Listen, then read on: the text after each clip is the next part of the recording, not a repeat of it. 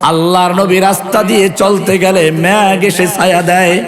আল্লাহর নবী পেশাব করতে গেছেন, সামনে আড়াল করার কিছু নেই, খেজুর গাছ দৌড়ে এসে আড়াল করলো, আবার পেশাব শেষ হয়ে গেল, চলে গেল। হাদিসগুলো খুলে দেখবে। এবারে কোরআন থেকে আরো স্পষ্ট দলিল নাও। আল্লাহর নবী সাহাবায়ে কেরামদের নিয়ে কথা বলছেন, কথা হচ্ছে, আলোচনা হচ্ছে, পরামর্শ চলছে। এর মধ্যে কোন একজন সাহাবীর আওয়াজটা নবীর আওয়াজের চেয়ে বড় হয়ে গেছে, নবীর আওয়াজটা একটু চাপা পড়ে গেছে।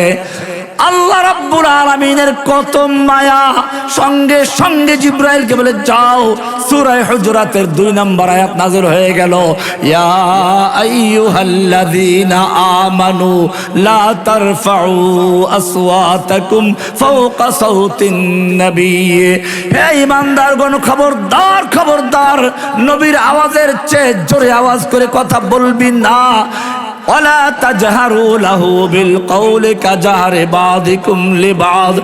নবীর সামনে যখন কথা বলবি, নিজেদের মধ্যে পরস্পরে যেরকম কথা বলো, চিল্লাচিল্লি করো, ডাকাডাকি করো, খবরদার নবীর সামনে বসে এরকম কথা বলবি না।